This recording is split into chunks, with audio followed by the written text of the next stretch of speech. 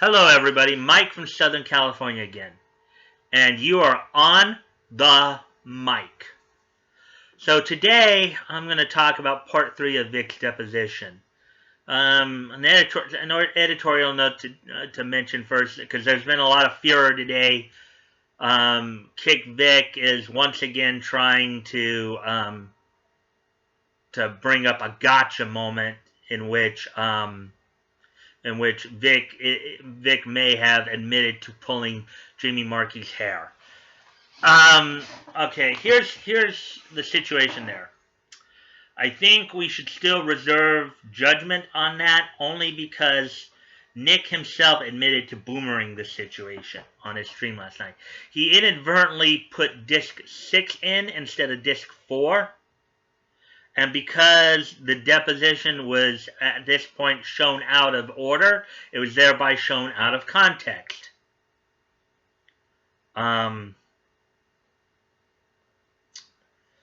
Kick Vic wants to say, see, he admits to pulling Jamie's hair, but we don't know what the actual context is there because the video was shown out of order. So before anybody, and I know Intimidator 0108 brought this up, and what we have to do, though, is that we have to understand that this was shown out of context because it was shown out of order.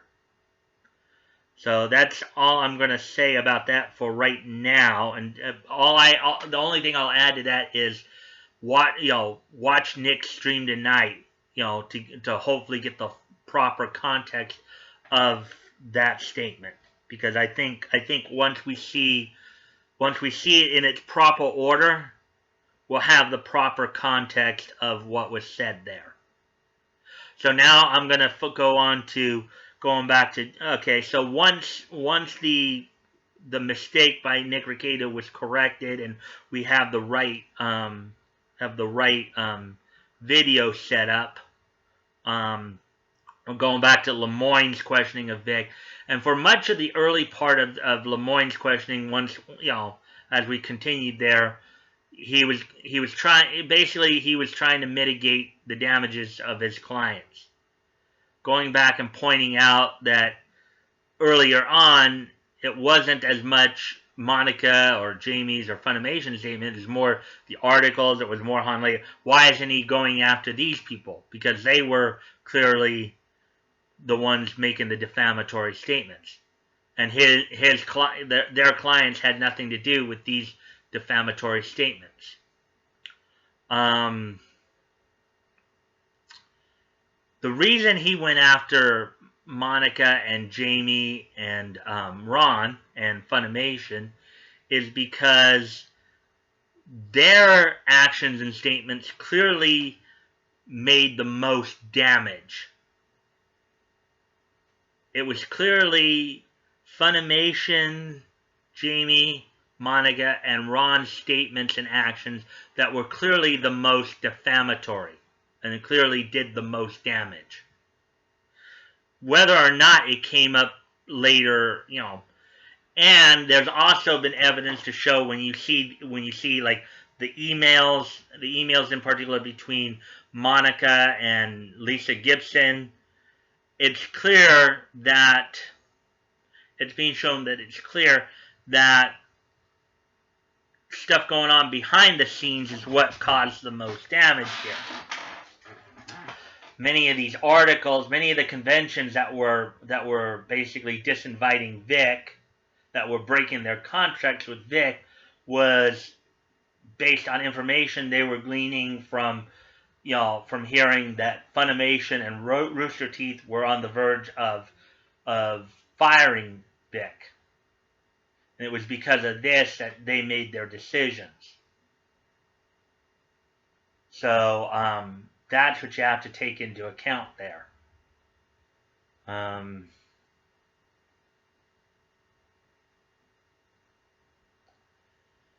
So much of the first part of that portion of the deposition, J. Sean Lemoyne was basically trying to mitigate the damages of his clients, basically claiming that Vic should be going after these other people as well. Not to say that he's not going to, because I'm sure that many of these people will be we'll be seeing them in suits in the future here.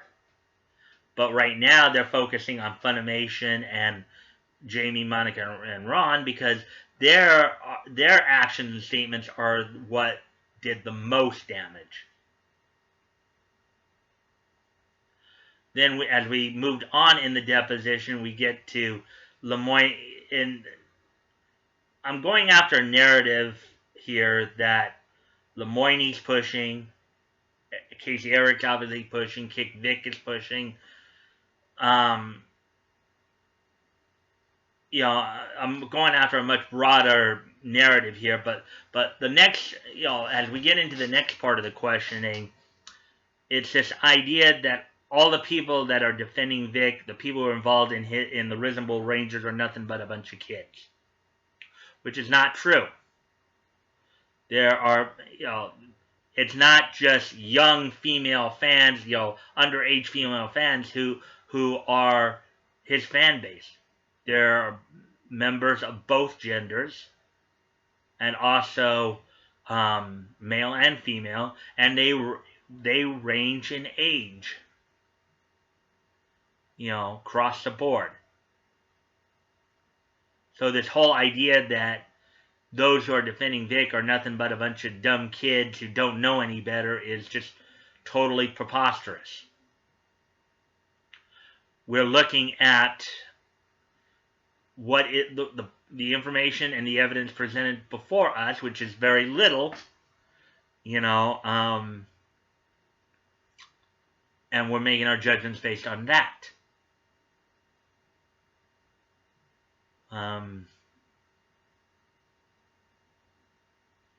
Let me see. So going on from that, then they're talking about, then as they moved on to some of the statements made in the art, and whether or not Monica and Jamie had anything to do with any of the statements in the article. And granted, directly, maybe not. Maybe not directly they did.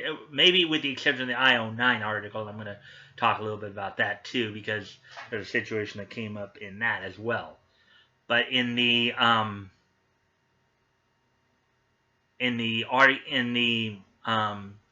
articles, yeah, maybe they didn't directly have anything to do with that in the defamatory statements of the article.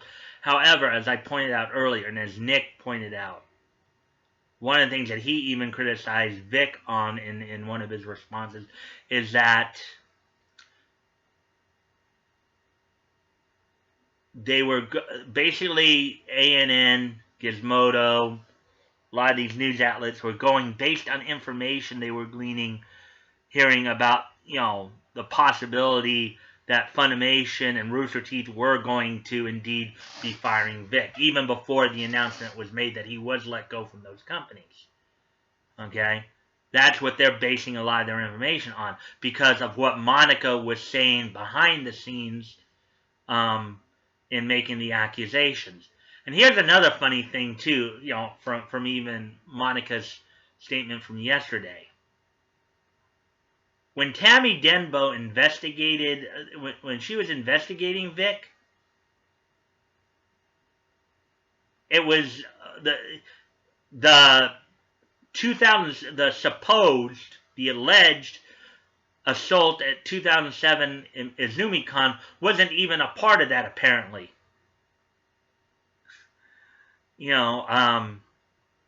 Apparently, the incident with Monica that was a part of the investigation was the jelly bean incident.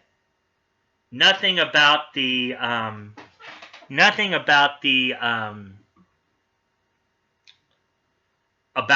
2007 assault, in which she claimed that Vic tried to assault her. Vic invited her to her room to watch a video, and then during that time had tried to assault her, and then she was saved when Stan Dolan, they basically knew Stan Dolan was coming back, so, that was also the implied consent, because she said she supposedly just said she just went with it. Now, her reasoning was she was claiming that she fought back before and it didn't work for her, so she just went, well, by going with it, that's implied consent. But as we have heard also, Sandalin has tweeted that he doesn't remember the situation that way. So, taking that all into consideration, but basically going back to like the articles and stuff, one of the points I want to point out with, and this is something that Vic said in his deposition as well, one of the stories they recounted from I guess the code name Rachel was admitted that Rachel was the code name given to Kara Edwards. And supposedly the situation between, according to Vic, the situation was actually consensual. And what doesn't make a lot of sense is if she supposedly said he did something very horrific to her, then why would she go back to his room, even if only brief? Why would she then risk putting, if she felt that he did something to her that made her feel unsafe or that he assaulted her, then why go back to his room? Why put yourself in that unsafe situation again? And if he did assault you, why not go to the police?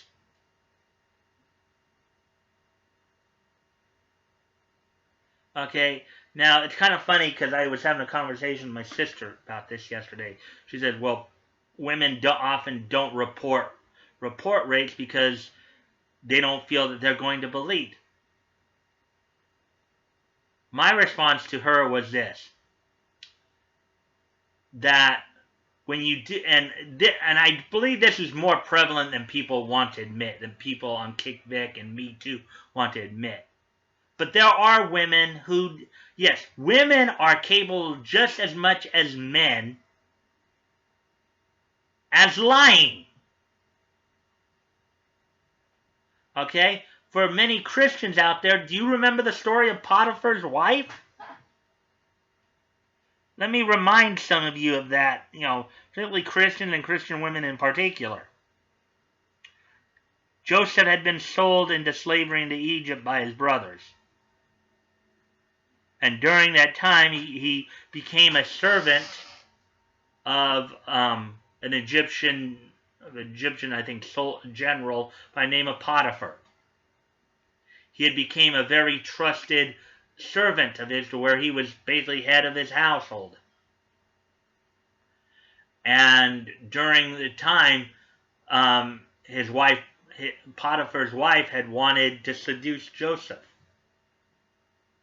Joseph did not want to be part of that. He did, and then once she had him trapped in a room, she tried to get him to sleep with her. And when he continued to resist and he ran off, she tore a piece of his clothes off and subsequently tore some of her clothes and started screaming that he tried to take advantage of her, which ended up Joseph getting put into prison, even though he clearly did not do anything to her. She was trying to do it to him.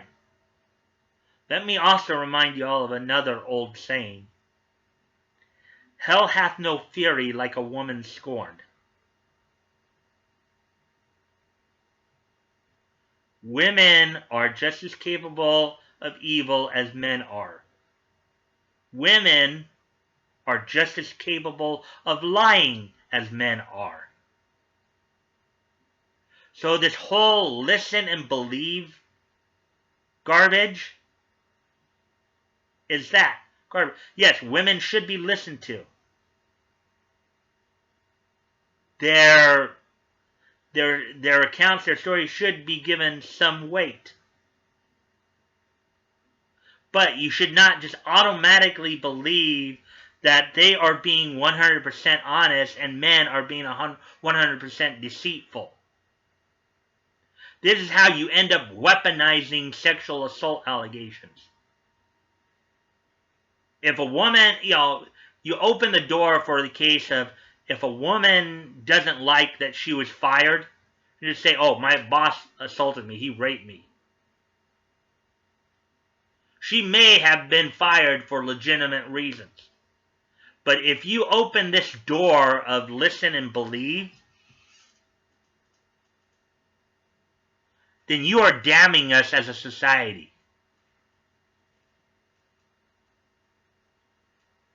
Logic and reason may be cold, but there's a reason why you need to rely more on logic and reason than on emotion. Because logic and reason are what keeps us on the straight and narrow. Yes, we could be like the animal kingdom. We could be like jungle animals, and we could just go on just strict impulse. But you know why we don't? Because we are capable of controlling our impulses, our instincts. That's what society is. We act civilly towards each other. So, let me see. So basically, yeah, I think that's where that portion of the question ended, because I think, as Nick had pointed out in there, I think Lemoyne had couldn't figure out what more to ask. So let me reiterate something I said at the beginning here too.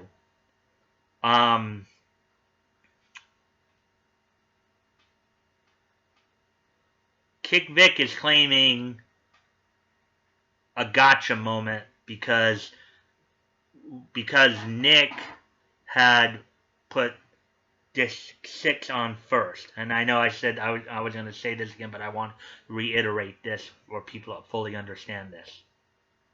Okay, so I'm going back on what I said. But because the video was shown out of order, it was shown out of context. And that's why even when I said this on the thread that Intimidator 0108 had pointed out, we need to reserve judgment because this was shown out of context, because Nick inadvertently put the wrong disc in, because it does have him seemingly Vic admitting to pulling Jamie's hair, but we don't know the context.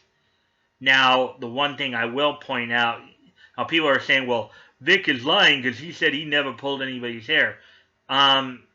He said he didn't recall pulling anybody's hair. Plus, he also said he doesn't make it a regular thing. The one thing that I think many Kick Vickers want you to believe is that he just has this habit of just randomly going around pulling women's hair, pulling them back, and whispering something sexual in his ear. And I don't think that Vic does that behavior. I think anybody who knows Vic knows he doesn't really do that behavior. Yet they want you to believe that he does that behavior. Now, Vic said he didn't recall doing that behavior, but there is a situation that I think everybody knows about where he did, but it was in a consensual way. It was at a con. There was a con a few years ago where he did that with Wendy Powell, but that was consensual in that they were in a reversal of roles. We're replaying a scene from Full Metal Alchemist, and I know people know what I'm talking about here. Wendy Powell played the character Envy in Full Metal Alchemist, and as everybody knows, Vic was Edward Elric. Well, the scene in the show was Envy had Edward by the hair. He basically had him basically by the hair, and so at a con they were asked to kind of do that scene in reverse with Vic pulling Wendy's hair, and she consented to that.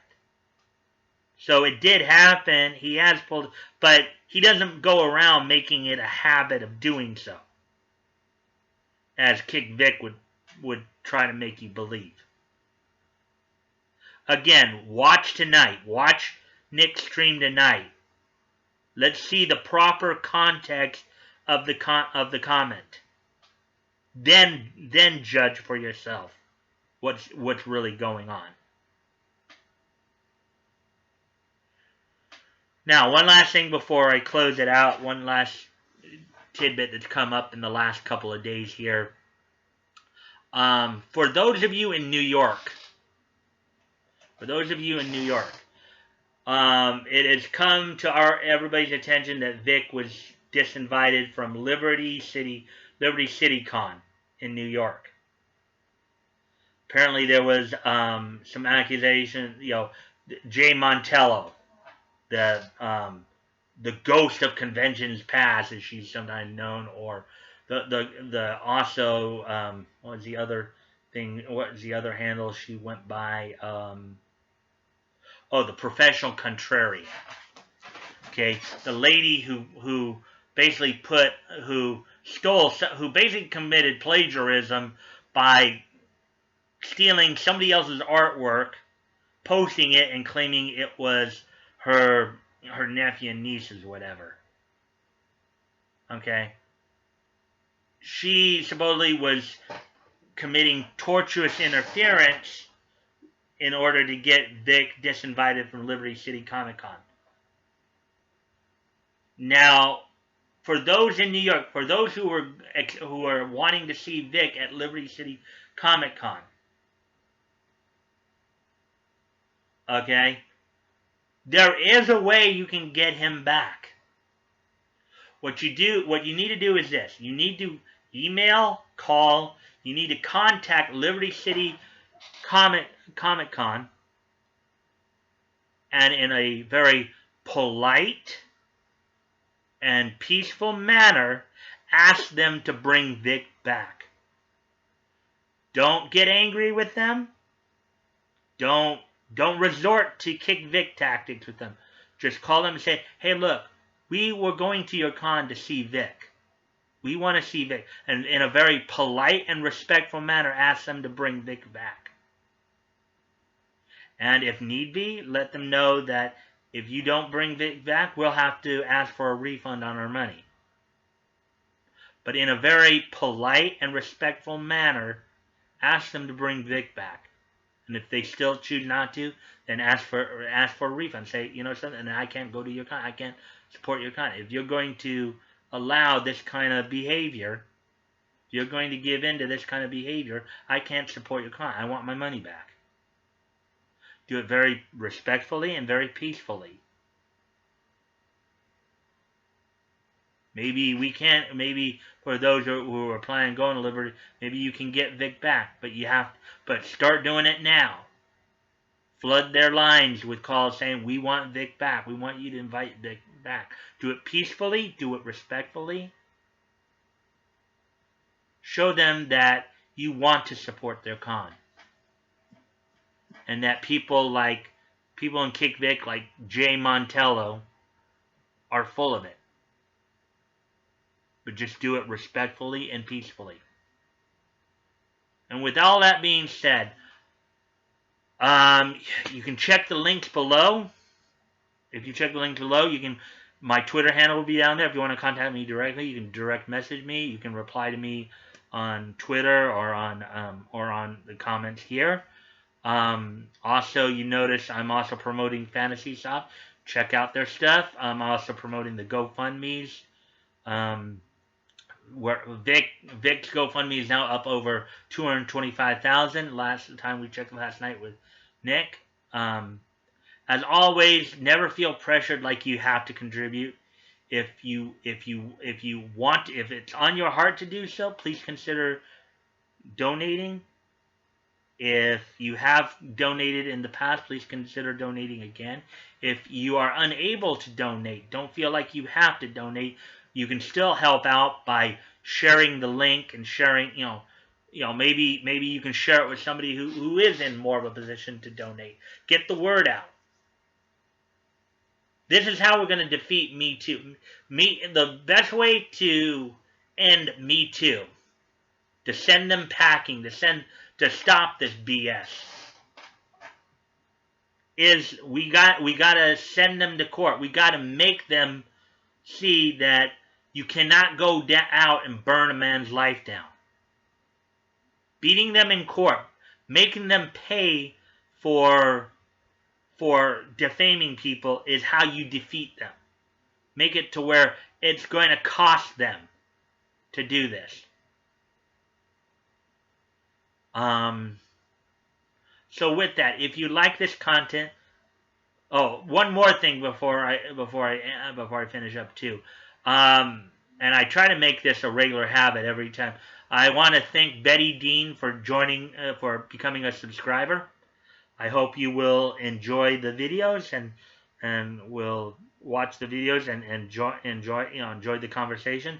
And with that, I'm up to 23 subscribers now.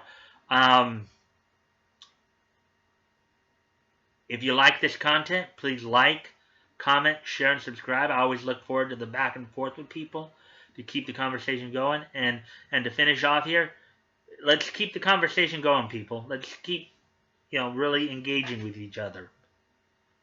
Because that's how we resolve problems. Is by sharing ideas, by talking about it.